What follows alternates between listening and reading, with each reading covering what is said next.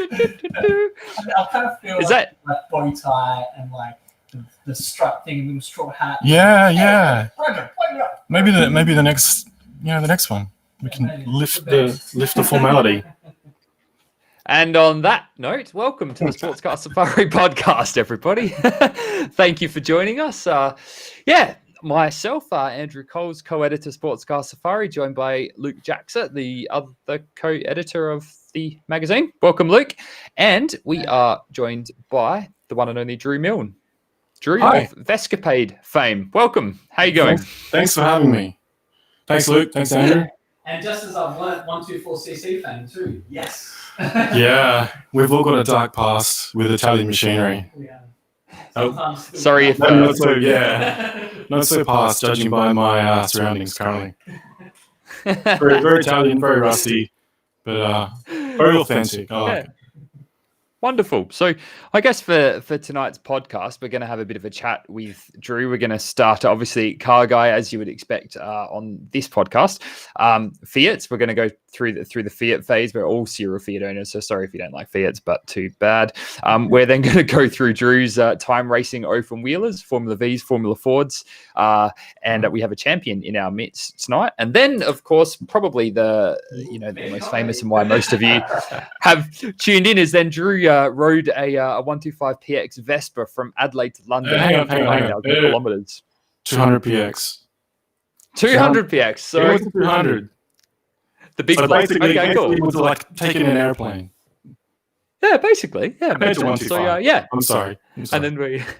No, it's all good. So then we're going to get into that 55,000 kilometers, literally around the world. So that's quite an achievement. So Drew, why don't you let's start with the Fiats. Obviously, we weren't actually planning on talking about Fiats tonight, but since you've turned up to Luke's and Luke has a 124cc restoration project happening, and it turns out Drew had a 124cc as well.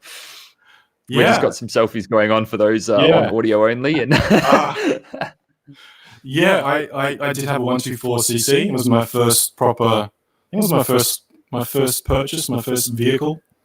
Mine was owned by my sister, and then she used it to the fullest of its potential. We'll say, we'll leave it at that. And then my brother-in-law restored it, and then I purchased it off him. And then I put crazy big wheels on it and, drove it around a lot and had a lot of fun and experienced all the things the Fiat owner experiences. Like very, very heavy. Heavy. I was thinking steering, but I can see your leg. Heavy clutch, heavy steering.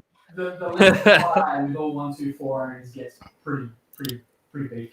Yeah, we skip. We don't skip leg day. We just do one leg.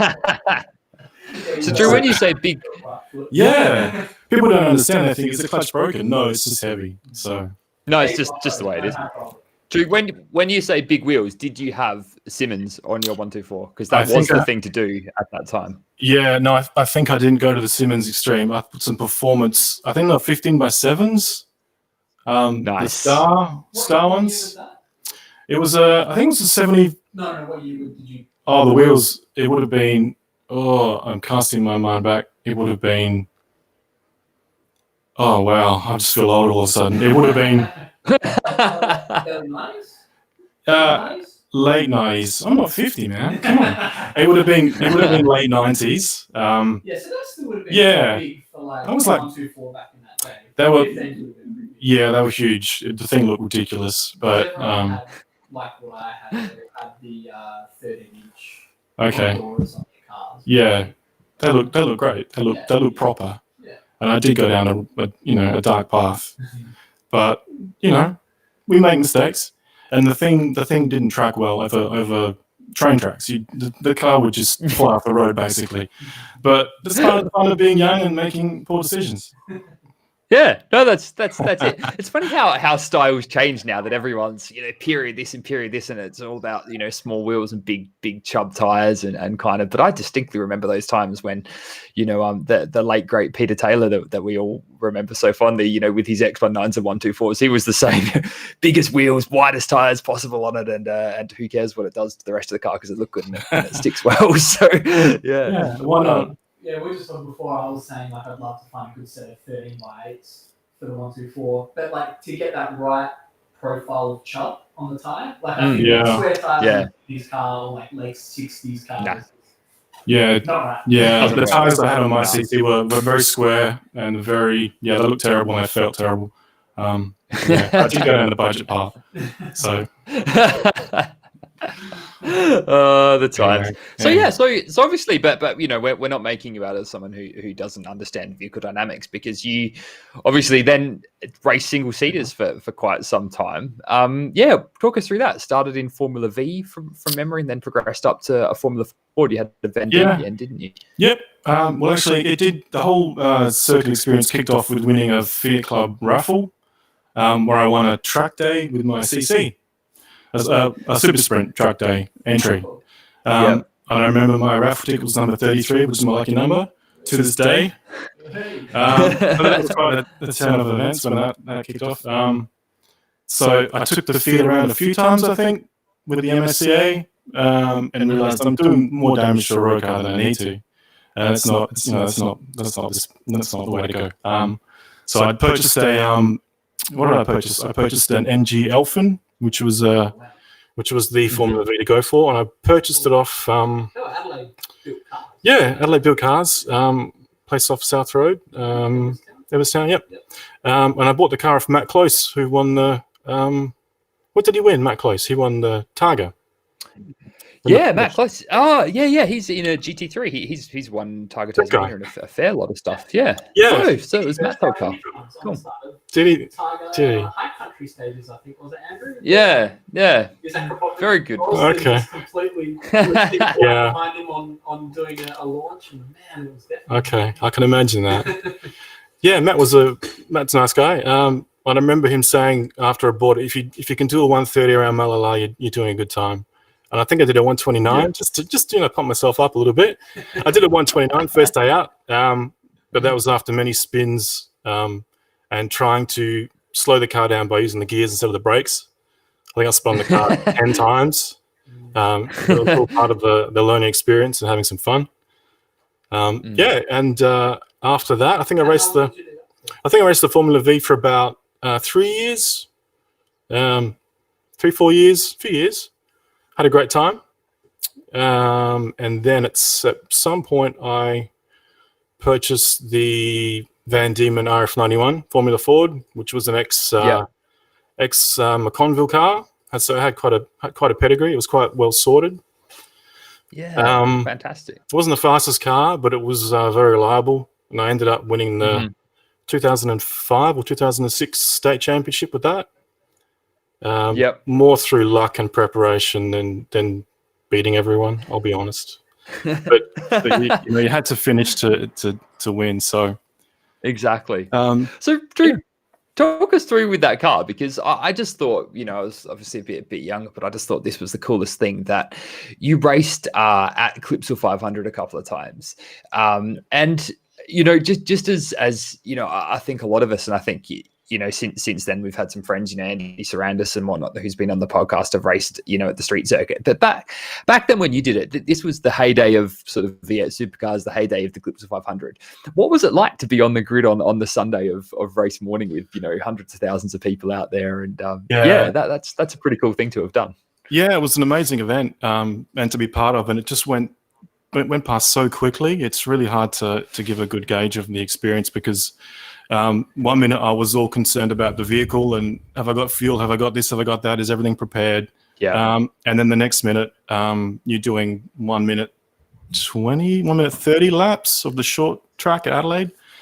So I think it was 6 seconds slower than the V8s, I think, from memory. I might be off, but very quick. So it just happened so quickly. So the experience was quite intense, but it was fantastic just to be on the street circuit and heading into the kink on the Brabham Straight with a car ahead, a car behind, and a row of cars on the side, and not knowing if everyone's going to be on the same page in terms of braking, turn in.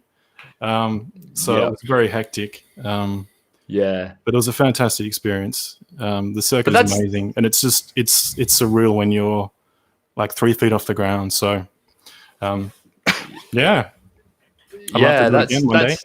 I actually entered I tried to enter a Formula 3 for the following years. I think I'm in the program as raced in Formula 3 for 2 years after. But there were issues with the car I was trying to source. I didn't trust its reliability, so things didn't happen. But I'm in the program, so when I'm old and grey, that's all that matters now. I can open the program and go, "What? What did that happen?" Or you can just tell everyone that you did And it. I can go, "Look what and I'll be like, "Wow, I don't remember a thing." So But nobody got a single photo. yeah, it's freaky. Just so fast Yeah. that nobody saw me. Yeah, well, thank you, Luke. Cameras couldn't Thank keep up. you. Yeah, shutter speed, it's a problem. So So what's turn 8 like? You know, were you flat through turn 8 coming down? For those that just the not kink on familiar, the that's back the straight. Yeah. the kink on the back straight. I think with the Formula Fords, we would back off and then plant it. I think some cars would maybe brake very quickly just to drop the top speed, but you could definitely feel the tire flex going through the corner. It was pretty crazy. So you shift the weight to the front, get grip, then power back essentially. on it again. Yeah. But it wasn't flat out. I don't think it was flat out. I wasn't doing flat out. But it was knife edge every time. Yeah, and the skill of everyone to go around there. Nuts. I'm surprised there weren't more accidents there. It's pretty intense. But great memories. Great memories.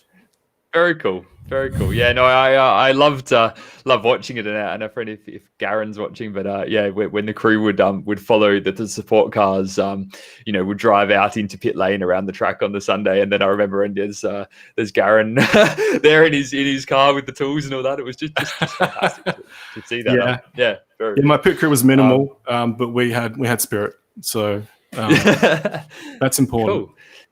Yeah. So how's that?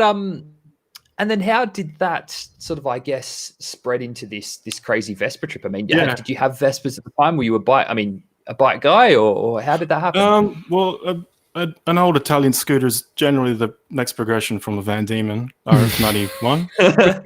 Some would argue. Probably similar power to weight.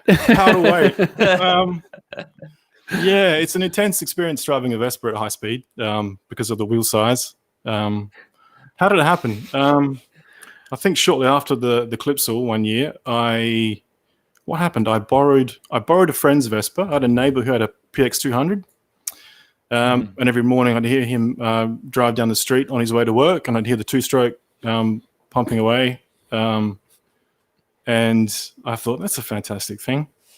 And I asked him about it, and he threw me the keys one day, and I think I took it up into the hills and came back. And I thought, this is pretty good. This is amazing. So what happened then? I think I got my bike license shortly after. Don't tell anyone. And then I planned to do a trip around Central Europe. So when I was 25, 26, I set off to Germany, where I'd organised with a chap there to buy a PX 200cc Vespa. And I spent 6 weeks in Europe just doing a clockwise loop from sort of Kiel, northern Germany, Hamburg, down through the Czech Republic. Where'd I go? East to Hungary, down through Croatia, across to Italy, and up through France, back to Germany. I'd actually rode from Nice on the French coast to Kiel in one go, 33 hours in the rain. Wow. So that was pretty crazy. One go 33 hours. 33 hours. In the rain. I got photographic evidence. Just that lucky number again. Yeah. It was around, I think it was around 34 hours, but my head says 33 for some reason. But it was, it was pretty crazy. I took it too slowly the first half of the trip, and then I was having so much fun, and then I realized I had to get back to where I started to fly back to Australia. So, I think I just rode constantly. I stopped at a couple of service stations where the attendants saw that I was in distress and handed me some guarana lollies, like for truck drivers to stay awake. And they were pretty fashionable then, so I didn't know about them. And I thought, oh, well, I'll try them. And I was awake. I just kept going. That was fantastic. So all in all, I spent 6 weeks in Central Europe, just going in and out of hostels and bars and tourist sites and back streets, and just had a fantastic time. And that kind of progressed to other trips. a couple of years later, I rode around Japan on central Japan on a 400cc Suzuki Katana, which I purchased off a friend in Yokohama, and just headed off south. Didn't know where I was going, didn't know what I was doing. Fantastic. Had a really good time as well. And that all kind of led towards wanting to do like a larger trip, like, you know, a cross-country trip, cross-continental trip. And several years later, that opportunity came up. Fantastic. So where did you? So the Vespa you ended up riding, was that? How long had you had that? Did you purchase it specifically for the trip, or was that I purchased it from I purchased it from a chap in Melbourne. I got over there somehow and I rode it back, and I used it for a while just for commuting because it was fun. I nearly bought a motorbike or two, but it didn't happen. But I used the Vespa just to get around town and to commute to work at the time. And in the back of my mind, I kind of thought maybe, you know, I could take this for a longer trip. And a couple of years later, the opportunity came up and I took it. Yeah.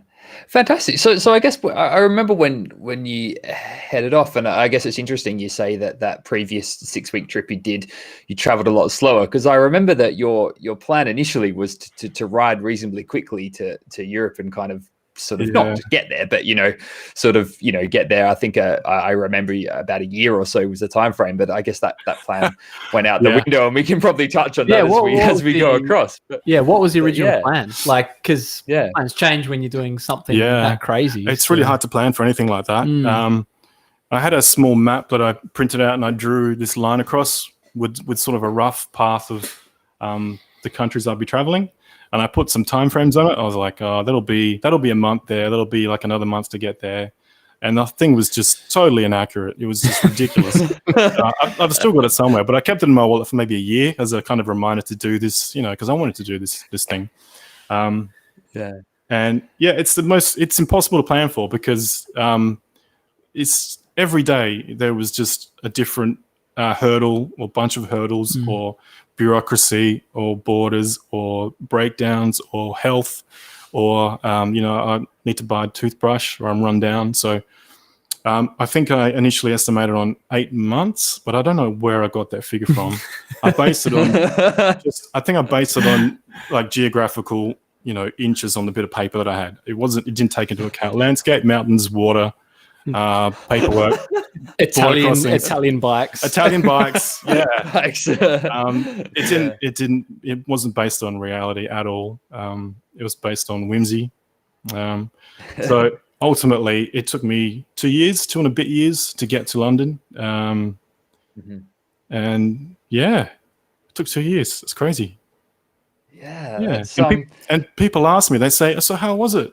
And I say, which part? Like, it's 2 years of my life. 2 years of my life, yeah. So it's really hard to be succinct with an explanation of why or what, or, you know, what happened, or why did you do it, or was it good or bad? It was just it was a mixture of everything. Yeah. So how was your 2017, 2018 year? You know, was that fun? Like, you know, it's a you know, like if someone doesn't come and ask you that out of the blue, you know, that totally. How was the last 2 years of your life going? Well, you know, what happened? I guess it's the same with the trip. Exactly.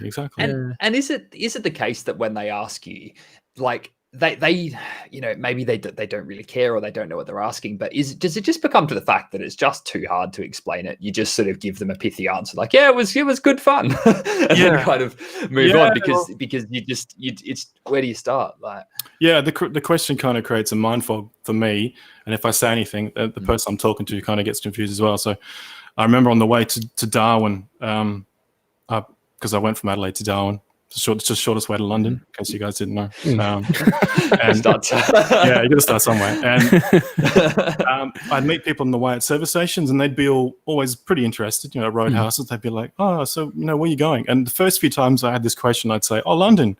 And I get this kind of glazed look where... Where's London in Australia? They're kind of like, what? Like, where we were and to where I was going. So I realized after a while I should you know, bring it back a bit. So I'd say, oh, Darwin. And they go, wow. And then I couldn't kind of tell them the rest of the story because it would sound ridiculous. a lot of sort of stunted communication when I first left, meeting people and trying to get that across. But 2 years.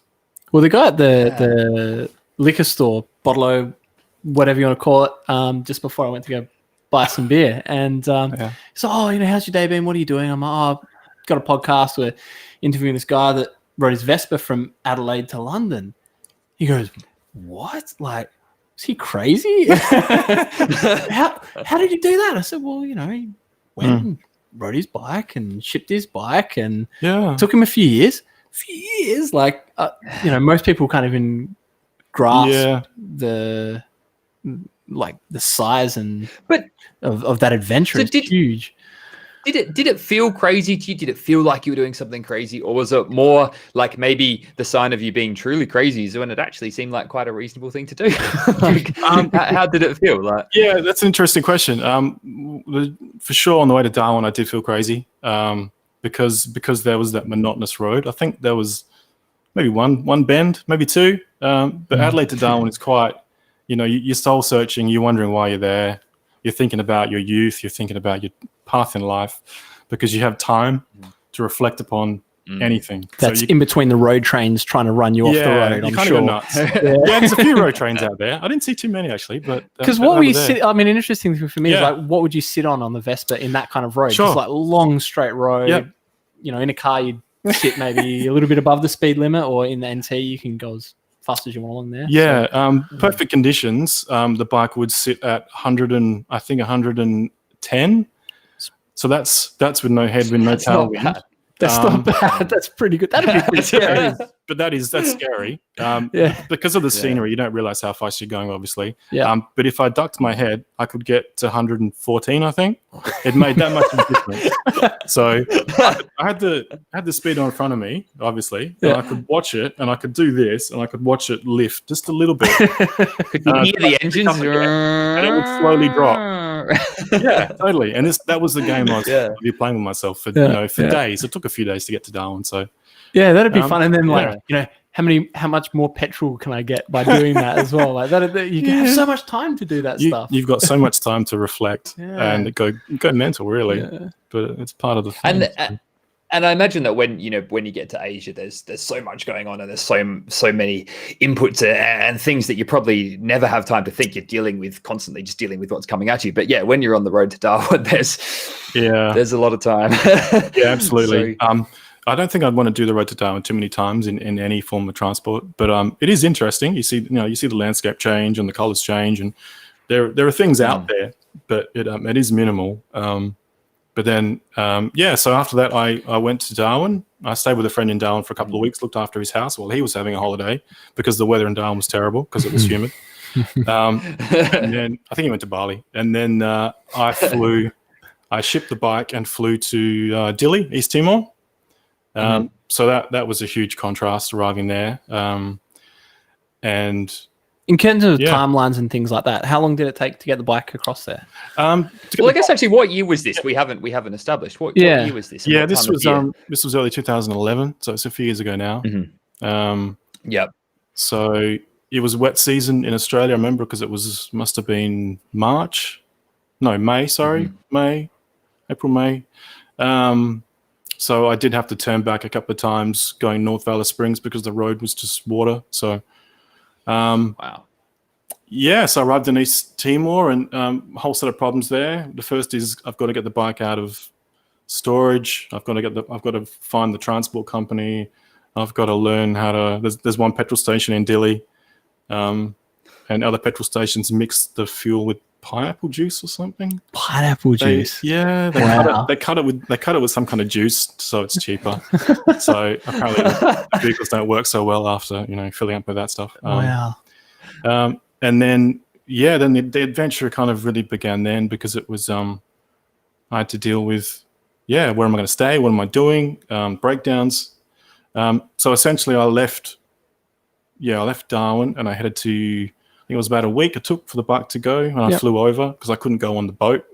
I did try though, but I had to be part of a crew or something, and I had to do a course. Right. So I just thought I'd ask the question. Could it be like a jump seat on a boat somewhere you could stow away because of borders and restrictions, and it's quite difficult to do anything of that nature. Because getting boats in, not out of Australia. Don't know. But the leg, interestingly enough, that the leg from sort of Darwin up to that part of the world is pretty much the only leg where there's not an easy way to get there other than flying. Like there's not a ferry service or a ship. It's either, from what I've researched, it's either tap a private sort of sailor on the shoulder and see if anyone's going that way or fly. Yeah, it's very difficult. Once you start a trip like this, you kind of realize the path is quite narrow in terms of which way you can go, in terms of ports, border crossings. You can only fly from here to there. It's easy to go from, this place to that place. And it becomes, as soon as you start, the path it tightens up and you can see, it's quite straightforward where I have to go. Yeah.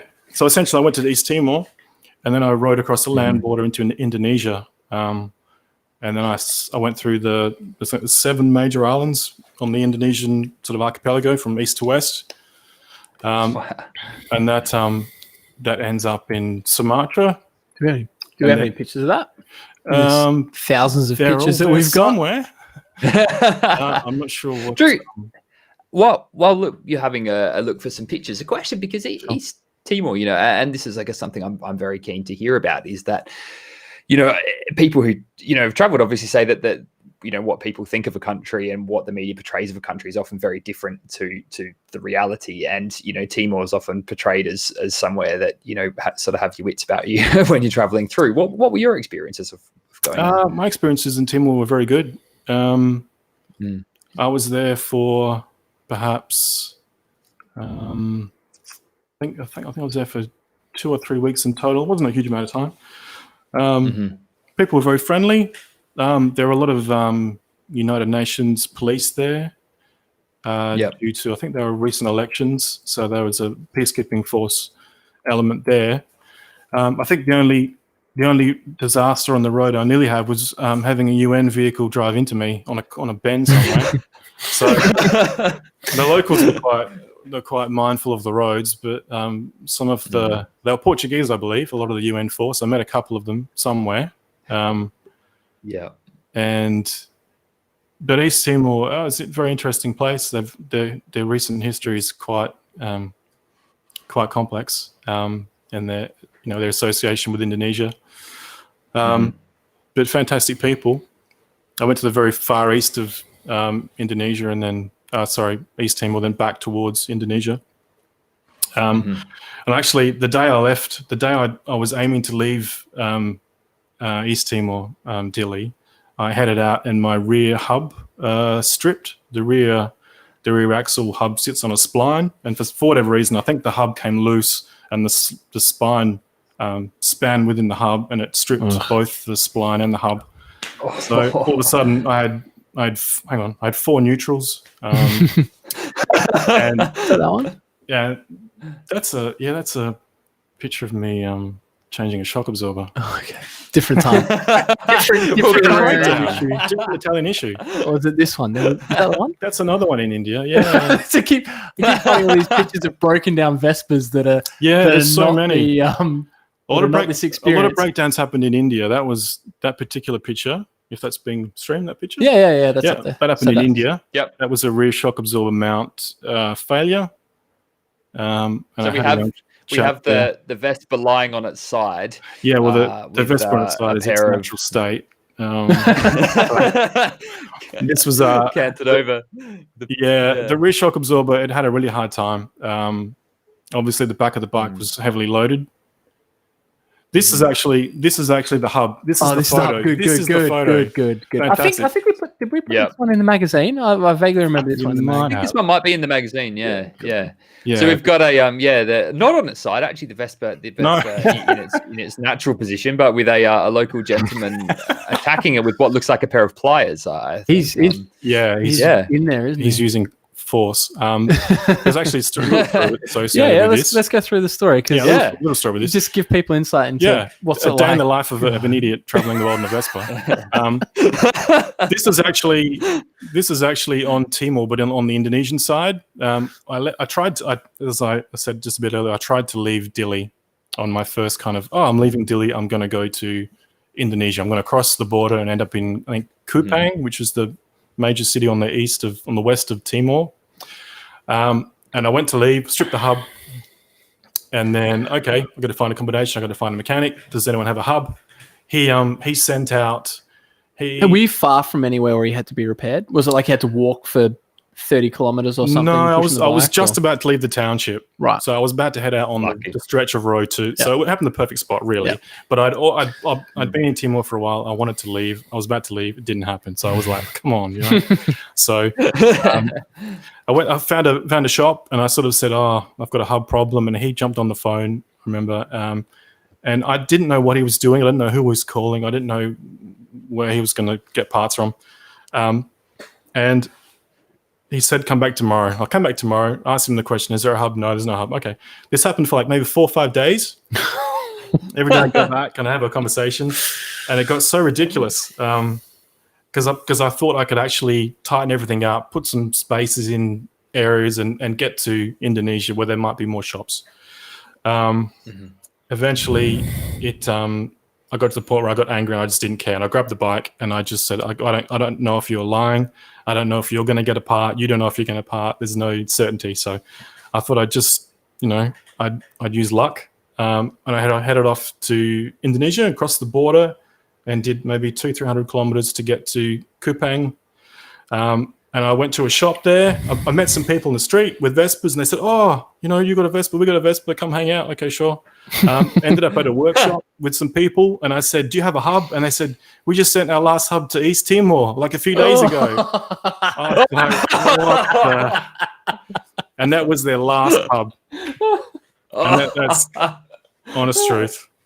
And that was just the start of 2 years of ridiculousness, really. So how did you fix the hub then? Did you have to wait for it to come back, or did you have to go back to East Timor? I think actually one of the guys in the club there gave me one of his hubs, and that picture you just had up was of a mechanic tightening that hub, which was stripped, but it was better than what I had onto my bike. So that was enough to continue on.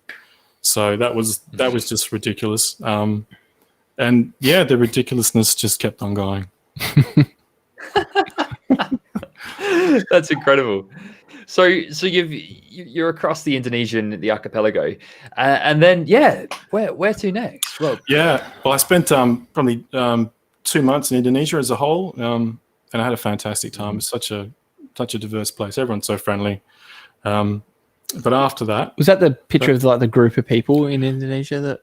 Was that the one? There's so many photos. No, there was one. I remember like there was something as we were making the magazine. There was like this one picture with like a whole stack of people, and it was like a really interesting story you had at the time about like the why with the group of people. And I thought it was in Indonesia. Just give me a sec. I'll try and look for it. Just having a look through. Yeah, it was just like a really it was like whole group of guys looked like some sort of official guy that was on there because like you said, there's so many stories and things that are happening, and it would take me 2 years to recall everything seriously. So maybe the photographs would be a good guide to sort of jump around. I think here, this one, is that the one? That's actually crossing from Malaysia to Thailand. All right, we'll still get to that one later. Yeah, that's like another year away. Let's just we've got to remember our audio. This is a 20-hour podcast. Right. Yeah. Basically. 22. Okay, we find them. We planned for 1 hour, but just like trip. We can meander. But did you find in that part of the world that when you have a mechanical problem in sort of the UK here or Australia, is very much 5 o'clock, sorry, next shipments next week, and there's no flexibility. Absolutely. But over there, like people make stuff happen. Like it absolutely. Absolutely. I was somewhere else in Indonesia, and I had the rear shock absorber fail, and I had to get the shock shaft re-welded. That was the only thing I could do, bar find a replacement, which was impossible. And I think I stopped on the side of the road, and someone stopped and said, "What's wrong?" And they threw me on the back of a truck with the bike. And I ended up in the next village, and then someone welded it up, and I was on my way within like an hour. So and that happened many times. That happened at least 5-10 times. I was rested within an hour. And it's the sort of thing. If it happened in Australia or the UK, or I'd be stuck for a week or two, whereby someone sources a part. So or somebody doesn't stop to help you or something like that. Yeah, like, that photo. Do you want to put that one up? Is that being? No, I can do. Yeah. Well, we'll put this one up. Yeah, that particular photo. Yeah, wet road. Let me describe it. We've got a wet bitumen road, very puddly, with the Vespa canted. It's canted to its side again. And Drew, and I messed it up. Sorry. Yep. No, it's all good. And it looks like Drew with rear wheel off, attacking the hub. What are you wearing, Drew? Are you in your wet weather gear as well? It looks like it's absolutely pissing with. Yeah, I had a backup. And 1 stars, very important. I need 1 stars because even if they get wet, they dry out just as fast. Yeah, not feet don't stay warm at all. No. Well, that's one thing I can't get about 1 stars. Like, I speak to my dad, and he's like, "Oh, we used to play basketball in those, and they're flat. They're flat. It's I like don't know how. Stamping on concrete. I don't know. And I just get such cold feet wearing them that you just, You need. Really I think the secret is arch supports. So they help. Yeah. But this particular photo, this was in Cambodia. I think it was the end of a day. I didn't know where I was going, and I had a puncher. And I met a British guy who borrowed a bike from somewhere, and he was riding around, and we started chatting because he saw me doing this, and he took a photograph. Just another down the road. I'm quite happy without being rained on, but that's good. Did you encounter many other people doing these trips, and many other sort of foreigners on harebrained trips or on rented bikes, or were you? I met a few people on rented bikes who were traveling around Indonesia or bits of Southeast Asia, just sort of short trips here and there, nothing major. But in Pokhara in Nepal, I did meet another Australian in a bar who was headed to London, which was okay, sure. Me too. So Ryan and I met in Pokhara in a bar. We actually met online on a forum, motorbike forum. Everything's good. And we ended up connecting, and we traveled for sort of 3 months, I think, in total. Yeah, wow. So that was fantastic. That was really good. It was a big help because we went through Nepal and India and the UAE and Iran together. So more than anything, it was having someone on the same page. It was a help with security. Yeah. One of us could leave the bikes outside and venture into the hotel and ask, "Is there a room?" Stuff like that. So that was a random occurrence that worked out really well. Yeah. So where did you head from Indonesia? Yep, Indonesia. Just give us a rough outline of sure. I'll go a bit faster. We got the top. No. Yeah, you don't have to go faster. Sorry, no rush. We're only 40 minutes in. We've got hours left. I realize the sponsors have got to get their plugs in soon. The sponsors, right? Yeah, totally. So totally. I don't know. What wine are we drinking? Fork in the rock. Can't reveal the full wine name. From the top of Indonesia, I travelled on I flew again to Malaysia, to Penang, and the bike went across on a boat, similar to what it did from Australia to Timor. And it went across on a vegetable boat. And when I got the bike back, it was covered in lettuce. So I picked it up from Penang somewhere after it was delivered. And then I headed into Malaysia and went south in Malaysia a bit and then back up, sort of cruised around Malaysia a bit and ate lots of spicy food and saw lots of things. And then I headed into... You rode some laps of the track there, didn't you? Yeah, actually. There was a Sepang. How did you get onto the Sepang? Yeah. Basically, a bit of being friendly. That was here, wasn't it? Yeah. I turned up at the track and I said, "Oh, that's a cool picture. Do you guys do tours?" Cool picture. I turned up at the track. Line. Do you guys do tours? I said, "You guys do tours," and there was a female there, like a tour guide, I guess, for the circuit. And she said, yeah, we do tours. And I said, oh, great. So we did a tour of the pit facilities, the podium, the rostrum area, the behind the scenes, in the pit buildings. And then I said, oh, can I take my bike on the track to take a photograph? And she said, oh, and I said, please. And she said, okay. And then I said, so we did that. And then I said, oh, can I do a lap? And she said, no. And I said, oh, please. And she said, okay. So I did a lap of the track at speed with my luggage after riding, probably for half a day in the heat. So my head was spinning a bit, and she chased me in her little Proton, the Malaysian little Proton car, little sedan. And I don't think she could keep up with me actually. So that was positive. it was a very slow lap. Formula Ford champion here. Yeah, come on. yeah. I knew the lines. And then as I came into the pit, the pit. I took the photograph on the pit straight, but then I came into the pit lane, and there were some Shell engineers working in the pit garages. And as I came down, I had it in second gear, and the things going bum bum bum bum bum bum, and they all turned around. They were working on a Ferrari or something. It was like Shell engineers. They turned around and they were like, "What is that guy doing on a Vespa going down the pit lane?" So that was very lucky to get the laps of the track, and then I did some laps of the kart circuit as well, actually. So that's pretty cool. Great facility there. But after Malaysia, I headed north into Thailand and went up the west coast of Thailand, and floated around Thailand for a little while, and then I went across to Cambodia in the east. Went to Siem Reap and a bunch of coastal towns. And then I went up through Laos. Probably some. Yeah. Did you want to talk about that picture of the people? Was that Cambodia? We popped on Instagram a wonderful picture of the Vespa out the front of Siem Reap there. That's incredible. That you could ride up there. Just went past the Siem Reap one. That one? A bit up, one up. One up. Yeah, that's Siem Reap. Yeah. Yeah, so those that don't know, Siem Reap is the ancient temples. Drew, you can probably tell us more about it. I have been there years ago, but I've forgotten most of it. But it's hundreds, thousands of years old. Siem Reap is the town, and Angkor Wat is that area, that site. I cruised around there, tried to get some atmospheric photographs.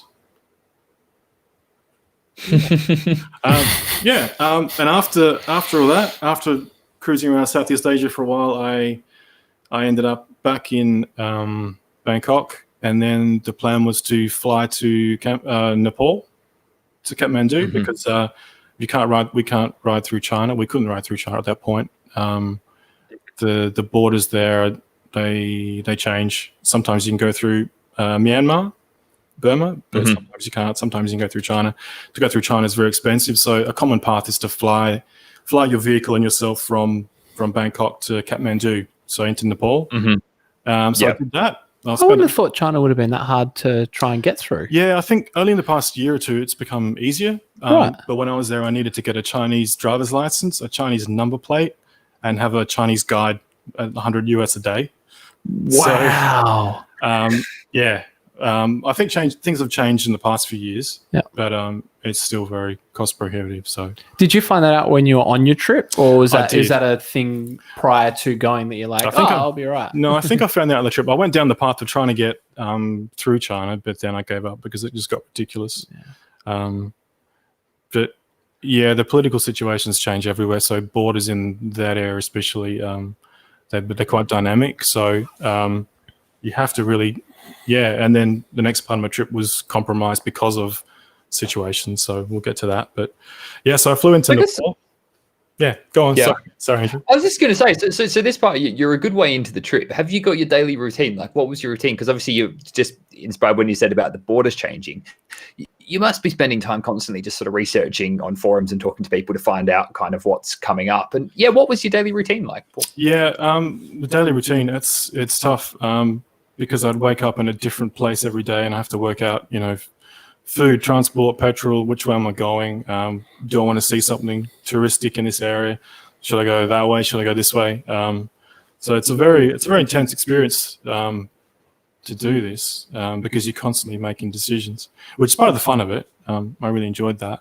But I had no set path because I realized early on things are so dynamic. So you can't count on a thing being open or the weather being correct or you feeling like you want to be a tourist one day. Sometimes I just want to sleep in because riding maybe 200-300 kilometers a day in Southeast Asia was kind of about the mark. Because of the roads, you wouldn't travel as the crow flies very far. You'd backtrack a lot. You'd stop and look at something. You'd meet people. And I met so many people on the way, and then had like side trips. We're going to go to this tour. We're going to go to this coastal town for 2 days. You want to come? Okay. So, and being in Southeast Asia, it's quite cost effective for us to do things like that. We can go. Yeah, sure. I think I stayed in a hotel in Indonesia for $2. I think it was $2 a night. But it was really it was worth barely $1.80, I think. So you paid. It was $1.50. I was ripped off. Yeah, it really was. 2 stars TripAdvisor. So I think it was wall-to-wall mold. Did you get a roof? There was a structure roof. That's $1.50. Yeah. I actually rode my bike into the room because they were like, "Come on!" I'm like, "Sure, let's do this." Two-stroke motor. But just on that, I did stay with locals a lot, especially in Indonesia. People would be like, "Oh," and I'd be like, "Where's the hotel?" And they'd be like, "No, we've got an extra room." So happened quite a few times, and waking up in a strange bed. I know Luke in his younger days, but maybe seriously, yeah. So was that Play Me Out? Yeah. But it can be very disconcerting waking up in a foreign land, and the first 10 minutes you're in this familiar space of I don't know where I am, and you go through. Okay, I think I'm here, and you sort of start your day, or you try and find the toilet. It's crazy. I did wake up on a outside somewhere on Lombok in Indonesia on a raised sort of grass woven structure with a roof. Come on, I'm fancy like that. And I woke up and all these men were staring at me, and they started laughing. And then I fell asleep again, and they disappeared. And then I went to find a toilet, and I walked into a cow. So I was told there was a toilet at this position, and I went there, and there was a cow standing right in front, and I walked slap into a cow. And the cow and I both had quite a shock. So, yeah, it was pretty intense. That's pretty crazy. It was pretty intense, yeah. Like, on a trip that long and in that, over that distance as well, like, how do you deal with getting sick? Yeah, well, I got sick a few times. You get sick on a trip like that, like going through different countries, experiencing different foods. Yeah, and you just get run down from moving. Sleeping in mold. And mold and weather. And I was in Laos, and I woke up in I rode through the rain at the end of the day, and I knew I was pushing myself, and I didn't feel comfortable. And I found a place to stay, and I woke up in the middle of the night, and I reached over and ate some biscuits that I'd bought, and I had some biscuits on the bedside table. And in the morning, I woke up, and everything was covered in ants, and I was covered in ants, and I don't know how many ants I inhaled or ingested. But I was sick there for. It might have been unrelated. I might have just been run down, but I was there for 2-3 days, just stuck in a hotel. And I didn't even know what town I was in. I couldn't get out of bed. I didn't have access to the Wi-Fi, so I just stayed there. I remember calling up someone from the hotel. It was just a very basic, homestay, Southeast Asian sort of homestay. And I wrote down on a piece of paper some antibiotics that I thought I needed. And he sort of smiled and went off, and I thought, okay, maybe I'm going to get somewhere. And he came back with nothing, and he sort of smiled at me, and I thought, okay. And then the next day, I went with him on the back of a scooter to the pharmacy that he went to with the bit of paper that I gave him, and I showed it to the lady, and she gave me the exact drugs. And the man who was supposed to help me just stood there smiling at me, and I was like, oh. So frustrations. Well, was that a language barrier thing, or was that like? Yeah. Did you encounter that a lot on your trip, or a lot of people speak English? A lot of people speak English. That was more of a. Well, there was a language, cultural / time, Asian time, Western time. I want something now, as opposed to what you get. So I had to deal better with my environment, essentially, because I was always trying to be in a hurry with things, maybe. But in terms of language, I could always find an English speaker. I think everywhere. I think some of the trickiest places to find a person who spoke English was places you wouldn't expect, like maybe Spain. Stuck in Spain somewhere in the middle of nowhere. It was hard to find a person who could speak English. But being in Southeast Asia or the Middle East or whatever, there was always someone. So I'd always find someone. Someone would go and get someone who spoke English. I was in Iran somewhere, and I was following someone on their bike. And we ended up at a shop, and the lady was saying, "What do you want?" And I was saying, "Well, I wanted the thing that was half an hour away behind where I just came from. Why am I here?" So there was lots of confusing situations based on language. Do you find we've certainly found in our travels, not as extensive as yours, but in Southeast Asia, but you get this bit where the locals really want to help. They desperately want to help so much that if they can't help, they don't want to say no, that they can't help you. So they try and help you even with incorrect information, and you've got to decipher. Did that happen to you much? Or yeah, a lot of that happened in India. Because they want to please, they want to say the correct thing. Well, they want to say something that makes you smile and makes you perhaps go on your way and maybe leave them and not hassle them so much. So generally, I would ask different people the same question. So if I was at a crossroads with, do I go this way? Do I go that way? With a geographical thing or with a question, with whatever, I'd ask different people. I'd try and get at least two people, and then I'd work out who might know, who didn't know, who's lying, who's trying to be happy, who's trying to, imprint some kind of positive, experience for me in their area. And then, but there was lots of winging it. And you also realize people don't know what's up the road from them. People know their sort of, their immediate area and their sphere. But beyond that, they're guessing. And that's true of just about everywhere, which is, I found quite interesting, actually. Well, is that because this was, if we're talking 2011, that's kind of pre-cheap global SIM kind of days, isn't it? No, I think it was around. No, it was around then. I think in Indonesia, I bought a SIM card for maybe $10, and it was like unlimited for a month. Right, which was a much better deal. So did you have a lot of internet access while you're about? Yeah, yeah. I generally buy SIM cards everywhere I went, which was pretty easy, pretty straightforward. I didn't have a GPS till I got to Jakarta. I thought I could just wing it, and generally it was okay. But trying to get out of Jakarta without a GPS would have been impossible, because Jakarta is just ring roads surrounded by ring roads, and there's no straight lines, so you can't sort of think, oh, that's west, I'm going to head that way, because things just change. But generally, I had a GPS, I had SIM card, so I did have access to maps and technology. So it wasn't pre anything. Yeah, in that regard. Yeah. Because one thing you said in the story, and for those that don't know, it's in issue 1, our first issue of Sportscar Safari, Drew. But I remember one thing you said is that people are always suspicious of the next people, or the unknown. The people in the path. Yeah. Oh, be careful of them. They are X, Y, Z. But you'd get there and they're fine. But those people are suspicious of the next people. Absolutely. Kind of I think throughout the especially Indonesia, because there's 7 major islands if you head east-west. And everyone would say, just before I left to go to the next island, someone would say, "Oh, be careful of the people on the next island. They're not like us. They're not as friendly." And I'd be like, "Okay." And then I get to the next island, and I get the same story about the next island. So, and it was like, huh? And I'd get to the point where I was waiting for someone to say, "Be scared of the next people or the next island," and it would come. It's like clockwork. And it really does, it imprints the fact that everyone's a little bit unsure of the neighbor, because it's just through ignorance, really. It's not through knowing anything.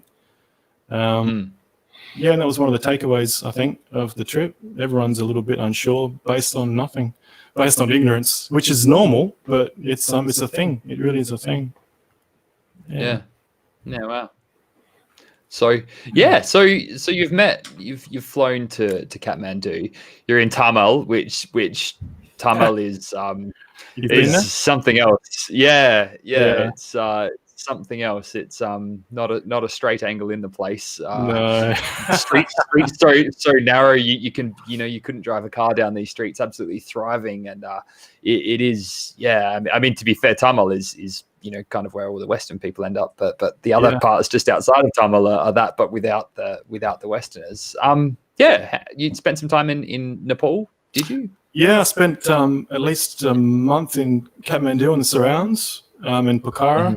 Had a great time. You've been there. You know what it's like. It's it's a feeling of you're on the edge of the world. When I was there, I think I was there. I remember one of the first weeks I was there. The front page of the newspaper every day was about there was some major catastrophe. There was an earthquake. There was a plane crash. There was a bus crash. There's always something happening. It's quite intense. But the people are fantastic and they're very welcoming to foreigners because the tourist industry there is so strong. But I had a great time there because it is that mix of India and China, culturally with the food and everything.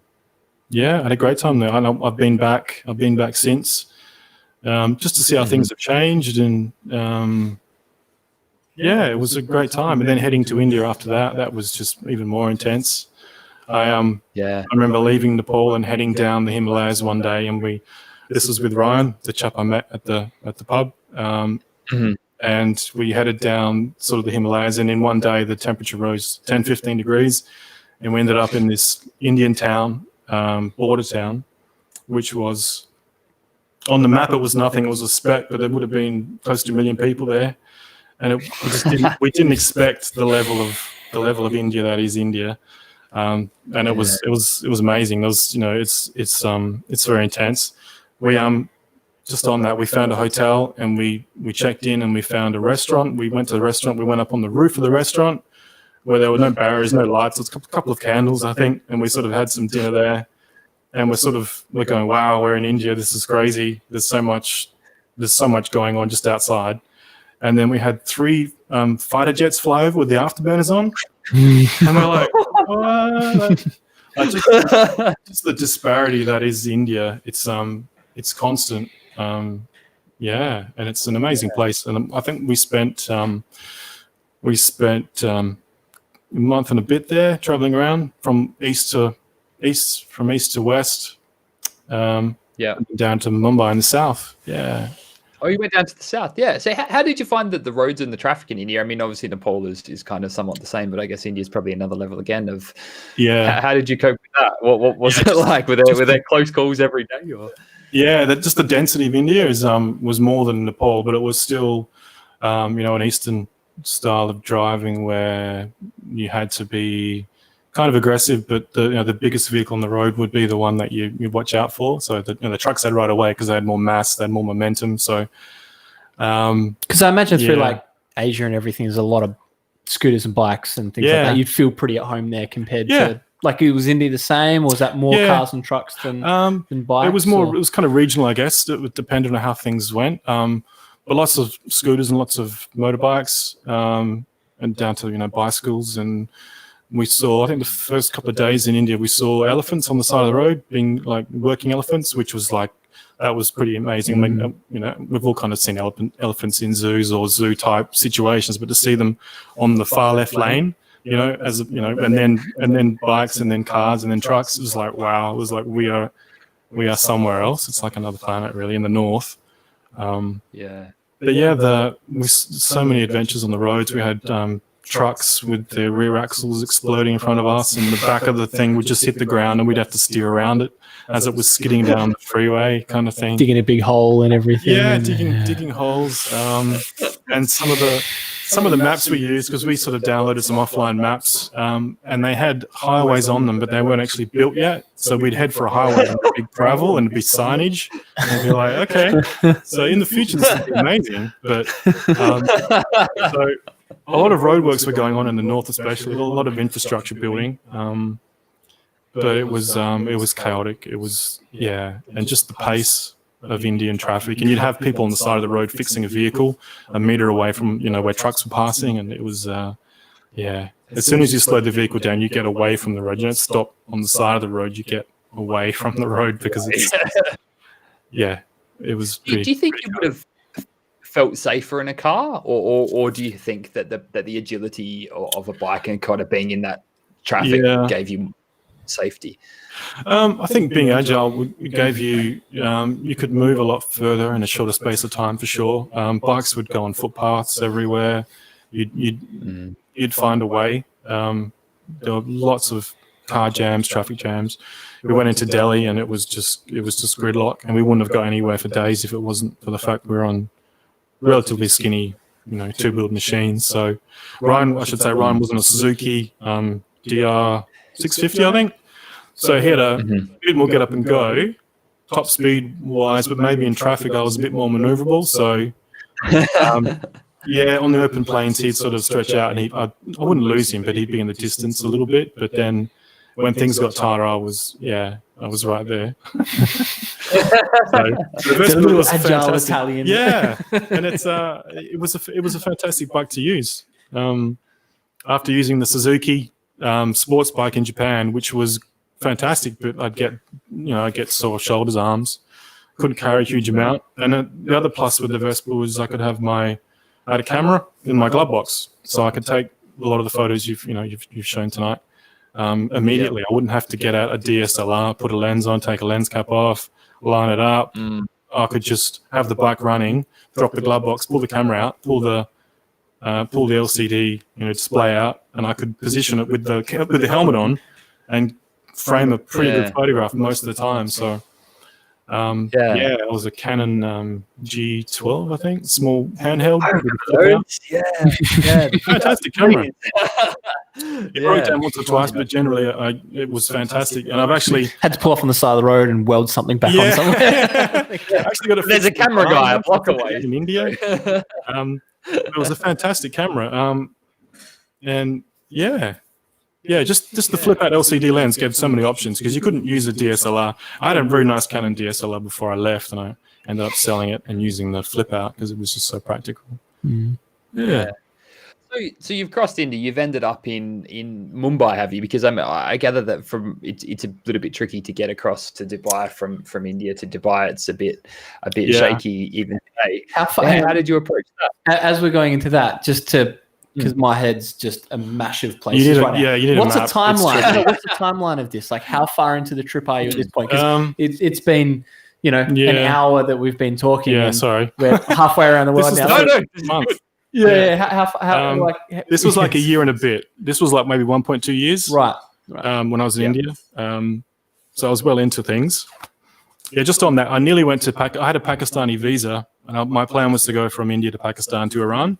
But at that point, I didn't have a Pakistani. I didn't have an Iranian visa, so I couldn't continue through Pakistan. So I was stuck. I didn't know what to do. And one morning, I was in Amritsar, where the Golden Temple is in the Punjab, which is the bordering state with Pakistan, so northwestern India. And I was at a McDonald's, as you are, having a Mick Maharaja. It's a thing. I'm not making it up. Maharaja, yeah. Amazing. I gotta find Don't that. Google it. I want to go. You might be tired of me, but I'm pretty sure it's a thing. Anyway. What was it? What was in the burger? I forget now. It was it wasn't beef, obviously. It was a chicken with a hot sauce or something. Right. Yeah. Royale The menu's cheese. Yeah. you know what they eat in India, and Maharaja. the menu's different everywhere you go with McDonald's and Hungry. It's fantastic. Burger King. Anyway, my plan was to cross into Pakistan and then go through to Iran, but I didn't have a Iranian visa at that point, so I was on the border town, and I went to McDonald's for breakfast, and I ended up speaking to an Indian policeman, and I said, I have this problem. I don't know whether to go through to Pakistan because my visa was running out, so I had to leave the country pretty soon. And he's told me all these stories about Pakistan. Oh, you mustn't go, blah, blah, blah, blah, blah, blah. And I thought it was just the same old thing. But I ended up not believing him, but I followed his advice because I couldn't technically get through to Iran. So it was kind of a bit of a dead end. And his brother was a policeman. So I went to visit him, and he extended my visa by another month. And then I went down to Mumbai. And then I met back up with Ryan, who'd sort of traveled ahead of me because he was going that way. So I ended up traveling to Mumbai. And then Ryan and I organised to have our bikes sent over to the UAE with a shipping company, which was a crazy experience. They wanted more money than it was worth, and it went on a different boat. And when it arrived, they didn't tell us, and they put the bikes in warehouses in the UAE. And we ended up paying a week of storage in a warehouse for like $70 a day in the desert, in the middle of nowhere. So at every stage, we were, we were kind of used. Who did you contact to try and was that the shipping company was like, oh, well, this is what happened, or like that process in another country? Everyone just handballed. Right. Yeah. So the shipping company was in Mumbai, and they were working with the shipping company in the UAE, and they all blamed each other. And then, the ships aren't on time, but then the bike went on a different ship. Anyway, the whole thing was just chaos. It was crazy. But it was very interesting the way they went about their business. But we ended up getting the bikes. I think there's a photograph. Because it was you and Ryan at this point, wasn't it? Yeah. We both did the shipping together. Yeah. And there's a photograph of us. There is a photo. Yeah, that's the one. This is my favorite photo. I think what did we use it in? We used it in the magazine. I put it. I'm lucky enough to I'm doing the layout for everything. Okay. So the exciting thing for me is I guess going through. No, I already got it. There we go. Good, the exciting thing for me is having to sift through all these photos and then read the story that Andrew's written or yourself has written or somebody has done, and then try and marry the two up. And reading that story and seeing that picture was just it was so cool. I remember taking that photograph because it was such an epic day of just ridiculousness. Because it was also fuel run out. Go through go through the photo and well, essentially. So we've got. Do you remember the guy's name? Yeah, no, I don't think we got his name. I might have written it down. Somewhere, but he was Pakistani, which was kind of fitting after all this. After the Indians kind of did what they did to us, but we traveled across to the UAE, and we spent a month there waiting for the bikes to arrive. In which time we visited Abu Dhabi, went to the Ferrari World, and actually drove a Formula 3000 at the Abu Dhabi circuit. Did some laps. Did you do a 130 in that? I didn't do. I don't know what I did. It was all controlled laps, but it was a fantastic experience. Yeah. I think they were just opening up, so it was all very new, and they wanted to get people, so it was very cheap. Anyway, back to the story. There's so many side stories. But essentially, we arranged to get dropped at a shipping place to pick up our bikes and do the paperwork. And the paper, instead of taking an afternoon, it took 2 days. We went back several times because there were more things to do, more lines to stand in. We eventually got near the bikes, but we had to go out into a free trade zone area of the desert where the truck driver left the crates and us in the desert. You're with the bikes at this point. Yeah, so we saw the bikes, we paid for everything, but we were essentially stranded in the desert with our bikes in crates we couldn't open. And then we found out later the bikes had no fuel in them because they drained all the fuel. Anyway, so we it was near a truck stop, so there were some truck drivers around the place, and we sort of met some people and motioned for some help. And they came over with some tools, and we got the crates open. I took an amazing time lapse actually of getting that crate open, which we haven't got. Oh, I'd love to see that one. It goes for quite a while, and we're sort of levering on it and jumping around. Because we got a wheel brace there, doesn't he? Yeah, we're using that. So I think the expression on his face, really move up. Yeah. Expression is like. Yeah, it's a lucky double thumbs up. At the time, I knew this was going to be a great photograph. I could sense it because of what happened leading up to it. Yeah. But we got the crates opened, and then we got both crates open. So my bike and the Suzuki, and then I think there was minimal fuel in one of the bikes, and we managed to put it in my bike. And I rode a couple of kilometers to a petrol station where I had to.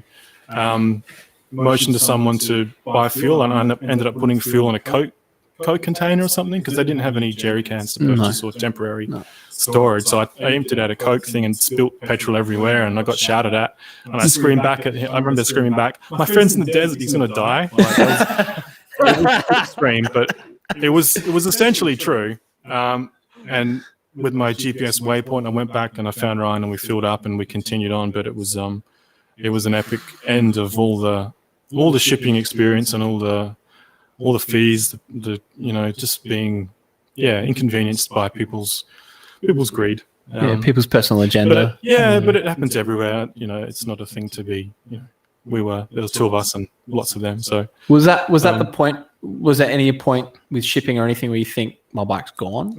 Like it's not going to come up? When we left the bikes in Mumbai to be sent to the UAE, we thought they were gone because we sort of met someone under a bridge who had like a little. Hang on, what? It was very ad hoc. Yeah. Wow. It was someone under a bridge who led us to like a warehouse where he had another bike, and we sort of left the bikes there and got in a taxi and left, and we sort of thought, well, we don't know what's going to happen really. And then it turns out actually, I just remembered, a year after I came back to Adelaide, I got some kind of letter from someone because my bike didn't officially leave India. They didn't do the paperwork properly. So I was sort of asked, where is the bike? And the bike had been to, 30 countries beyond that. So that wasn't a problem, but it was like, okay, this experience has come back. So Oh, that's right. I remember how horrible that was now. Thanks for that. It was just, every turn, it was unbelievable. It was part of the fun of it. Like when I look back on the Indian experience, like straight after leaving India, I was a bit bitter in terms of some of the personalities we met and people and the general vibe to try and get money out of us. But looking back, I had such a fantastic time when I look at it in perspective. And there's so many friendly people there and so many amazing experiences. And I'd love to go back one day, but it is chaotic. And trying to do things, trying to get things done can be it's taxing. Was that the most tiresome leg of the journey? A day in India is like a week anywhere else because just it was also very hot in the north. I think it was mid-40s every day, low to mid-40s, humid. We'd end up at a hotel somewhere, and they didn't want to let us in because they didn't want to do the paperwork that was required by the local police for foreigners.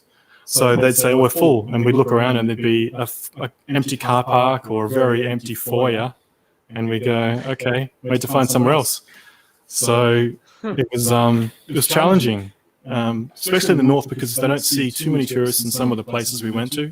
So they weren't aware of the paperwork. We get followed. We get, stared at. It was all very friendly, but it was definitely different experience. Yeah. Crazy. So then you've left the UAE, and then what was Iran like? Yeah, we got Iran. It's a beautiful country, but Iran's fantastic. We got a boat across to Iran from Sharjah, which is one of the Emirates in the UAE. And we arrived there, and that took us 2 days to get the bikes out of customs there because we had to pay all these different fees and charges. They're not used to shipping, Vespas across from the UAE, obviously. We had to pay a Lamborghini, no problem. Yeah, probably. Yeah. Vespa. The ship we were on was full of new spec BMWs from Dubai or UAE. So I think there was some kind of embargo with imports at that time, so they were getting vehicles in through Dubai, obviously, because we wanted a boatload of the BMWs, a 5 Series, 7 Series, all covered in sand and dust. Speaking of BMWs, have you seen the new 4 Series that was released? I saw a picture somewhere. Because you've got a BMW now. Yeah. What did you see it? Have you seen it? Can we segue to that for 2 seconds? What a segue! Very quickly. I haven't had a chance to judge it, but I saw something. Andrew, you got an opinion on that? I do. I think it's shocking now. I think that we'll all get used to it very quickly, and I think in 6 months' time we'll have all got used to it. But at the moment, yes, not nice. It's a very busy front end. Yeah, I'll just to segue for 2 seconds. Yeah, no, segue's important. I don't want to be too monotonous. But hang on, I'll just bring it up just for people who might watch the YouTube or something. Yeah, it's huge.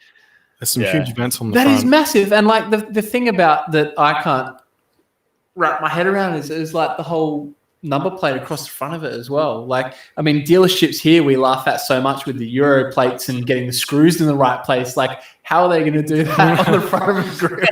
You tech screws into some flimsy honeycomb, flimsy honeycomb. And that's sort of 20% of the cooling area on the front. Yeah. That some engineers spent weeks on. So I think we'll get used to it. To be honest, I think revisit this in 6 months' time, and we'll all have got used to it. I've seen a few of Doesn't the. mean it's nice. Yeah, I've seen a few of the like X series cars floating around, and I'm still not used to it yet. I'm still. Yeah, it's not overly distinctive. It's a bit busy. It doesn't say BMW to me.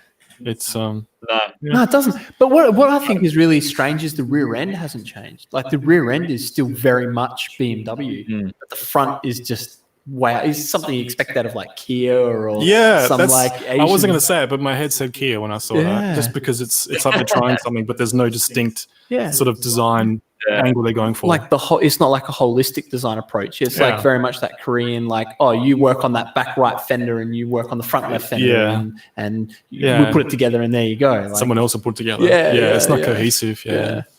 Anyway, there you go. They're trying. Segue. Yeah. What a mad segue. Back to Iran. Back to Iran. And there was. So where was I? Shipping BMWs across the border, 2 days out of customs. Yep. So my bike went across on a boat full of BMWs, and we had to pay a storage warehouse charge, even though our bikes were on the next to the boat for 2 days. We had to pay a warehouse charge, and we were pointing to the admin people.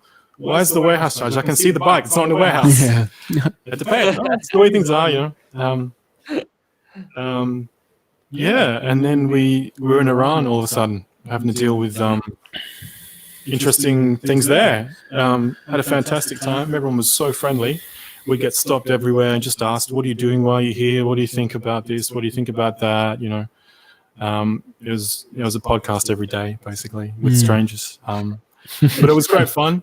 And we travelled up from Bandar Abbas, which is the port, to through Shiraz, Esfahan, which is sort of not tourist areas, but well-known sort of sites. We didn't get to the capital because it was sort of to the east. But we did end up in Tabriz, which is a border town with Turkey, and we were there during an earthquake. Wow. So, I think I went through floods in Thailand at one point. There was an earthquake in Nepal, and now there were earthquake in Nepal, and there was an earthquake in Tabriz in Iran. So, Ryan and I checked into a hotel in Tabriz, which is this northern town. We went back to the foyer to check on the internet, connect to the Wi-Fi, do the usual tourist thing, and everything started shaking. And there was a chandelier above us, and it just started swaying. And we sort of stared at each other. Is this normal? Is this an Iranian thing? And we ended up running outside with everyone else and watching all the cars wobble and all the street signs wobble. So that was pretty intense. And then after 10 minutes, we sort of thought, stop now. We'll go back inside. Went back inside. Happened again. Everyone ran out again. And I remember walking towards the door, and there was another local man there, and he used me for propulsion to push himself out the door. He left a huge bruise on my arm, just because he was in such shock, as everyone was. Yeah, he just used me as I was a wall anyway. So we left the town and went to camp in the desert with a lot of other people. And we camped sort of near a river. I forget. It was in the middle of nowhere. Which was actually pretty good fun. And that was our, I think, second to last day in Iran. And then we crossed over to Turkey, which meant we could show our legs again, because we had shorts on, I think, throughout our time in Iran. And it was also, because I wanted to show my legs off, obviously. It was, I think it was Ramadan when we were in Iran as well, so food was hard to come by. We were eating lots of processed jams and things, so the food wasn't great. So our food experience wasn't great. It could have been better, but the timing was off. And we entered Turkey, so it meant shorts and beer, and a slightly more relaxed view of how to act in society. And then we spent 2 weeks traveling across Turkey, staying on the Black Sea coast, camping at campsites, visiting little tourist towns, all sorts of things. And Turkey was amazing. lots of tomatoes and cucumbers and cheese. The food was amazing. The beer was amazing. Everything was just, it was like, wow. After being just the stress of the stress of India and the expense of Dubai, and not that Iran was anything bad because it was amazing, but it was just different. It was nice to come back to sort of a somewhat Western, culture to what we were accustomed to, and the weather was amazing as well. So everything sort of coincided, and we spent 2-3 weeks there, traveling across Turkey to Istanbul, and yeah, amazing. And then across the Bosphorus, and then was it kind of the across Europe was a bit of the sort of the home stretch by the time. But I mean, that was not without its challenges, because I remember you saying at the time that you it was winter by the time you'd got to sort of Europe and Italy and sort of getting close to finishing, which of course most of Europe shuts down over winter because it's bloody cold.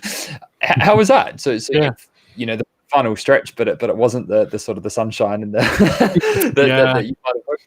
Yeah, totally. Turkey was great, and then we headed up into the Balkans. So I went through the Balkan states, caught up with a good friend of mine in Belgrade in Serbia, and sort of learnt about Serbian nightlife, Serbian beer, everything that goes along with that, and visited Montenegro and Croatia, and it was starting to get cold then, so I had to accelerate, and I ended up going through Italy. I stayed with a friend in Italy in Modena and visited all the racetracks, car factories, car museums, Ferrari. I've got a side story there. Can I bring it up? Yeah. Yeah, of course. Is it the next day yet? Sorry, this is going on a bit. How much time do you have, Andrew? How much time? I've got about 10 minutes. Okay. Got about 10 minutes. Whoa. So, yeah. We're in Italy.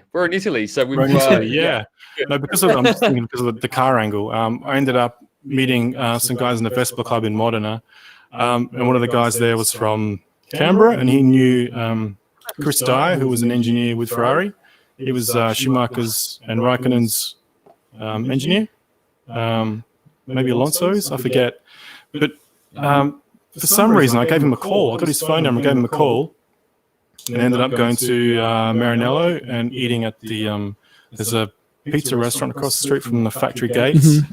So I met Chris there, and we spent half an hour talking about life and my trip, and his I think he was working HRT with Lowndes before heading over to Arrows.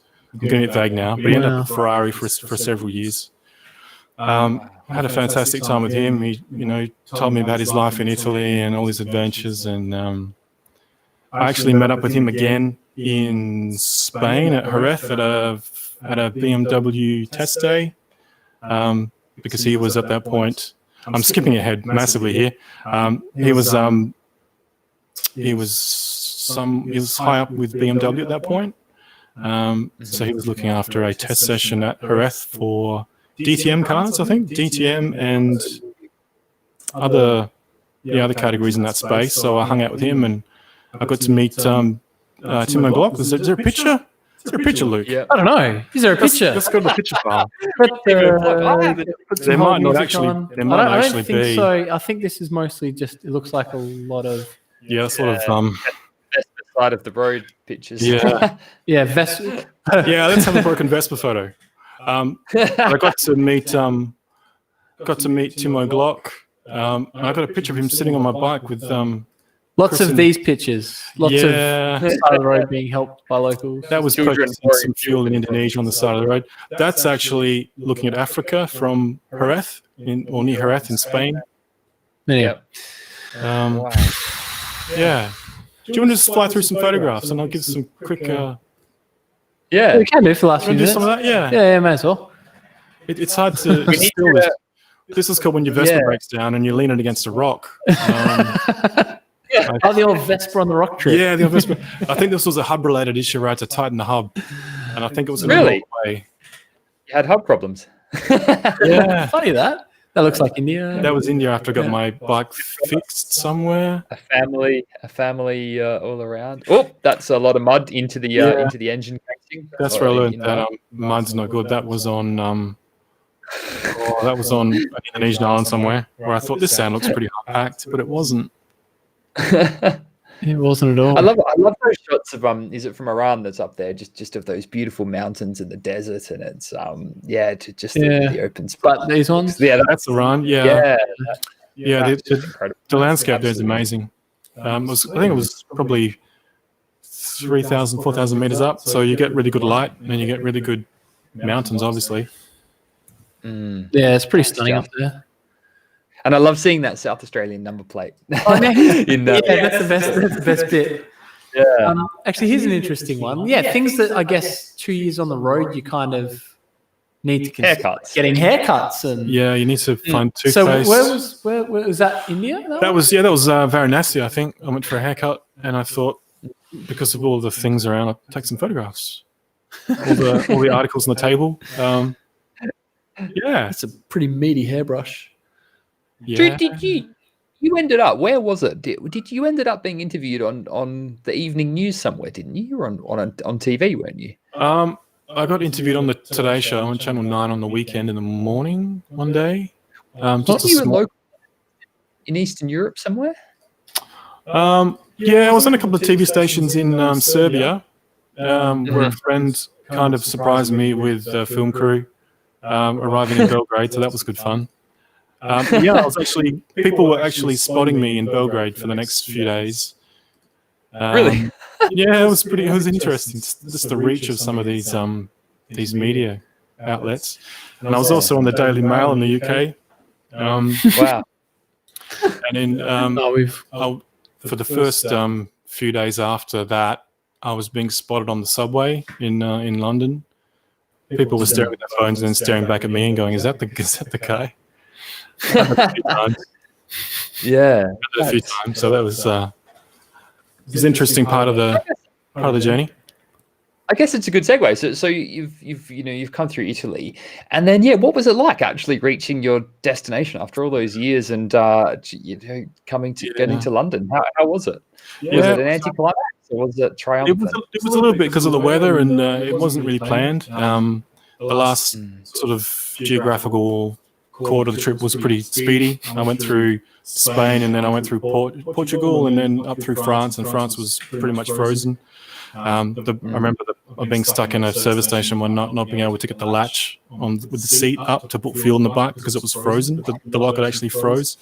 And I was hitting it with things, and I actually went and bought a long light, like a barbecue lighter, and lit the hatch, lit the mechanism. Where the petrol is, with the key latch to heat it up, and I was whacking it with a long crowbar with a hammer just to get open to put fuel in it, and then I couldn't buy fuel because I didn't have the right credit card. So the challenges are just everywhere. But the last part of the trip was very quick. Went through France very quickly. Had a great time actually. And then I crossed the Channel, which was mind blowing seeing the white cliffs of Dover, and then heading towards London and seeing Brands Hatch on the way. I was like, that's where Brands Hatch is. So I stopped at Brands Hatch and there was a club day on. I was like, okay, sure. Just crazy. Didn't plan it, and then ended up in London. Severely run down with some kind of viral thing, and I needed antibiotics, but I was good. Ended up at Buckingham Palace, and then I caught up with Ryan, who was living down the road from Buckingham Palace, and stayed with him for a couple of months actually, and sort of cruised around London. And cool. That first night going to the pub with Ryan, going, "Oh, I've made it!" Like, is this the most bizarre kind of dynamic, like feeling, feeling that you've accomplished something, but there wasn't any kind of big marker. So I kind of feel in my head I've got Forrest Gump reaching the other side and go, well, I guess I go back then. Just long hair and beard and it's kind of like that. Half worn away. And just turn around, go back. And then it was just the simple joy of not having to move again, because moving every day or 2 or 3 days, it's taxing. It's like it's so tiring to go through that. Yeah, because you've got to live your normal life. You've got to eat. You've got to drink. You've got to buy clothes that are worn out. You have to you've just got to keep all those things in check whilst trying to be a tourist and enjoy yourself and take photographs of things. So it's a very interesting dynamic an experience to go through. Yeah, I recommend it to anyone who's thinking about it, by the way. People out there. So I guess we probably need to wrap things up in a minute, but just a question. So where's the Vespa now? What happened to it? After? Yeah, sure. The bike was actually sent back to Adelaide, and it's in the Birdwood Milne Museum. National Motor Museum. The National Motor Museum at Birdwood. Correct. Is that better? Yeah. That's better, isn't it? Sorry. Yeah, it's spending its time there. Whenever I go there and have a look every few months, they move it around. So it was on a big raised platform at one point, and then it was hidden away next to someone's, old Leanfeld or something like that. Something like that. Yeah, I visit occasionally, and we have a conversation about where we've been, and because I've seen a few times I've gone up there. We're having little boys. It's always something fun to do to go up to the Motor Museum and have a kick around. Oh, there's Drew's nice. Yeah. Yeah, definitely. If I'm in the area, I go and visit it because it's like I spent 2 years knowing that thing like intimately. So it's a special piece of machinery for me. Is that ever going to come home, or is that going to live there? Or? I'm probably going to live there at this point. Yeah, no plans. It's terrible to ride. The whole back end's bent, and it's all that roadside Indian welding is totally. Yeah. If you look at it from the rear, on the rear wheel, sort of 5 degrees over, it's a mess. When I actually picked it up from the customs depot here in Adelaide and rode it to the museum, I was terrified. I stopped several times to check that the rear wheel had air in it because it felt so bad. because since then I've ridden some decent motorbikes, so it's terrifying actually to ride. It's thinking back, wow, how did you make it, sort of thing. And I think I fell off once in Hungary when I had a couple of drinks, and that was it really, because the road was wet. But I was quite lucky. Yeah, it's pretty good. 55,000 Ks without a scratch. That's amazing. So, Yeah. Drew, thank you for sharing the story. I'm sorry we have to cut it off. We genuinely, this is one of those things, and I still feel like when we ran the story in the first issue, we had a limited number of pages and we couldn't tell the story. And then now, even after spending an hour and a half chatting with you, I still feel like we haven't actually really told the story. So I think it's old school, like there's slide nights. We need slide night. Slide night. It's a difficult story to pace because in my head it's 2 years and it's hard to convey highlights, I guess, because everything was a highlight. So it was you could spend 5 hours just chatting about it. Yeah, and I don't want to bore people. It's not what it's about. It's about But if anyone out there has an inkling to do any long distance travel, I I recommend it. It's fantastic. It's a fantastic way to see the world, to be a tourist. But to really see how other cultures, get along, and to see how similar we all are, and to experience how small the planet is, because it is small. We look at a map and you fly somewhere and you think, oh, whatever. But when you actually travel across it, you realize that it is a small place because you have a sense of scale to it. Yeah. That's my conclusion. Well, on that note, we'll wrap it up. So, Drew, where can people find you? Are you active on social media still? I know if you search on Facebook for Vescapade, so it's basically escapade with a V in front of it, you can find the historical sort of log of photos as Drew is kind of going on and blogging about it. But that's probably the best place still for people to find that. Essentially that's the only social media presence I have. Because I don't actively really do anything with it, but it's there as a historical record for myself, and go back fantastic. and visit myself sometimes these things. So thank you. All right, Drew, thank you for joining us. Luke, thank you. It's been great, everybody. So Sports Car Safari podcast weekly. Next Thursday night we'll be back. We have Alistair Brooke. He's the lead or the photographer for Wheels magazine, Wheels Australia. So we're going to hear about all of that side of things. So a very different change of pace from from Drew, but I guess that's what it's all about. So that'd be cool. Guys. And then our magazines at the printers at the moment, which is great. We've got a big delivery today of some jumpers and t-shirts, which would be cool. So hopefully we should have that pending coronavirus keeping at bay. In Adelaide, we should have some of that stuff available at the Unley Cars and Coffee on the 21st, where people can pop past and grab a magazine and pick up a jumper or something like that. And it'd be cool. So Yeah.